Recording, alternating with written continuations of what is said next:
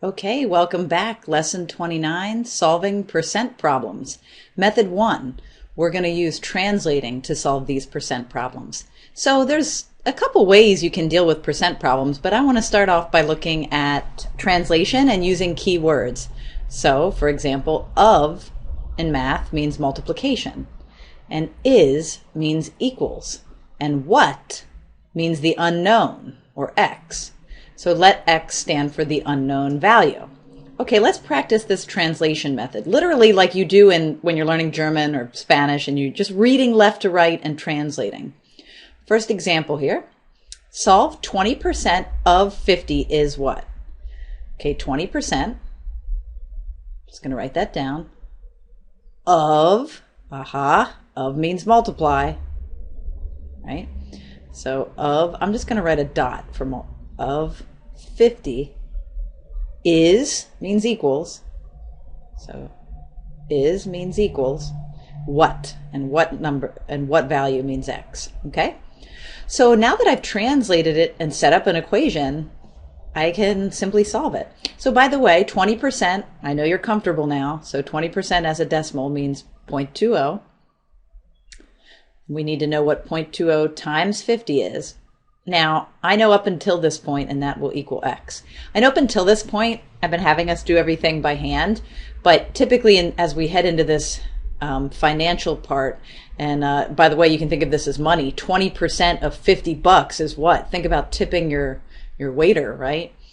Some of you have a gut instinct for that, but so this podcast will be not too long. I'm just going to rely on the calculator for this part. Typically, I let my students have a half calculator, half by hand test as we head into this. So 20%, 0.20 times 50. So I'm literally going to type that out. We get 10. So then I always like to think about, does it make sense? If you think about money. So if you say 20%, just kind of check. 20% of a $50, let's say, restaurant, you're at a restaurant, you have a $50 bill, and you want 20% of that, and you say that's $10 tip. Yeah, that would make sense. So if you think about all of these problems we're about to do in terms of money, it might help you just kind of relate whether your answer is reasonable. So it's all about, is your answer reasonable? And so we'll give that a yes. Okay, let's try the next one. 30% of what is 12? Well, let's try translating that. 30% of meaning multiply, what meaning x, is meaning equals 12. Now I'm going to clean that equation up. 30% written as a decimal is 0.30. So you have a 0.30x equals 12. Now if I'm going to solve for x, you know I'm going to divide by whatever's in front of it. It's coefficient, right? So divide by 0.30. And like I said, for the simplicity and time, we're literally going to type this out, 12 divided by 0.30. So 12 divided by 0.30. 40. So x equals 40. So again, just kind of think about whether that makes sense and just liken it to money. 30% of something is 12. Well, 30% of 40 bucks would be 12 bucks. So is reasonable, right? I always like to just go back and ask myself, is my answer reasonable? Especially if I'm thinking about it in a monetary sense. Okay, let's try the next one. Helpful hint, when solving a percent equation, write the percent as a decimal, like we did a moment ago. And if your unknown in the percent equation is a percent, don't forget to convert your answer to a percent at the end of the problem. All right, let's try it. Again with translating. 30 is, means equals, what percent of, means multiply, 128. So big note to self here, the unknown is the percent. So I'm just reminding myself that the unknown is the percent. Okay, now to solve for x, I'm going to divide both sides by 128. And I'm just going to key that in. So 30 divided by 128. You have about 0.234.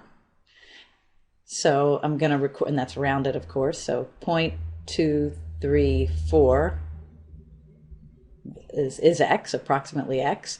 Okay, but again, we were looking, our final answer, we were looking for a percent. So you have to remember to convert your decimal back to percent. So big note to self, slide 2 units right. Remember how to convert from decimal to percent. So then that means that we're looking at approximately 23.4%. Okay, hope that helps. Let's see what we have cooking on the next slide here.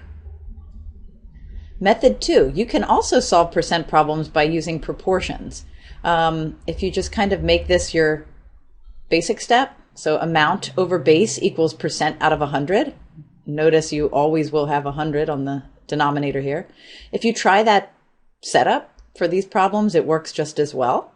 So if we had to solve 20 is 40% of what number? Just a different option here if you like that. Amount over base. And I like this little helpful hint here. Whatever follows the word of is your base. So here, 20 is 40% of what number? It's kind of like fill in the blanks. 20, and then the base you don't know. 40%, you know the percent, and we will remember that we always have to have 100 here.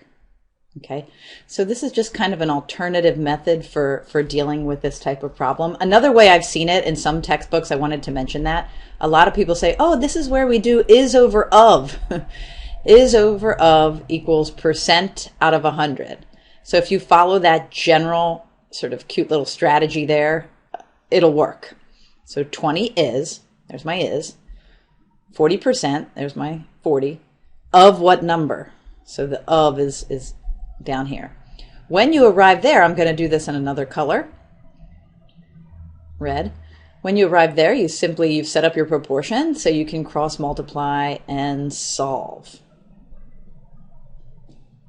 So 40 times x is 40x, and 20 times 100 is 2000, is 2000.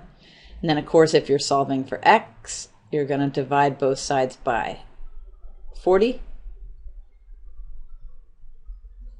And clearly 2000 divided by 40 is 50.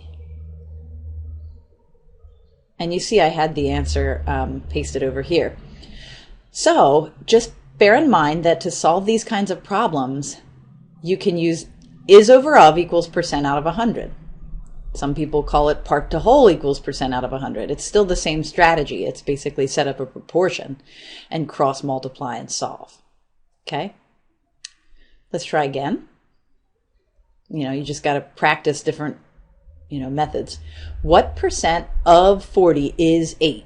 Well, I got to tell you, I like to just call it is over of equals percent out of 100.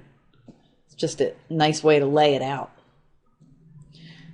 Is, that's my 8, of, that's 40, percent, what percent? So percent unknown, and then always over 100.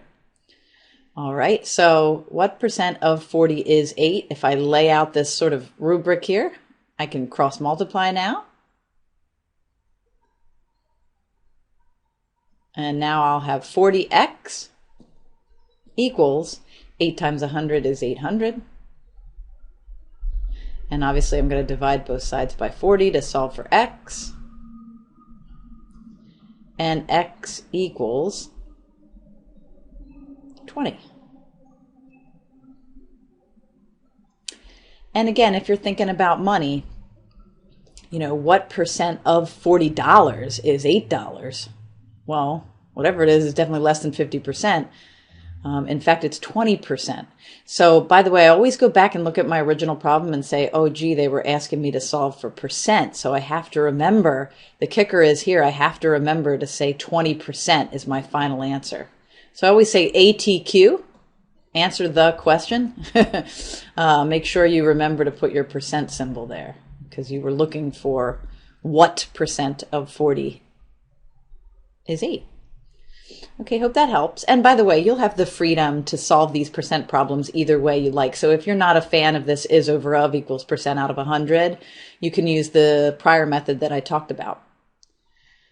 And I think we are at the end of our notes. Let me check. Yep, that was the last slide. Okay, thank you and good luck out there.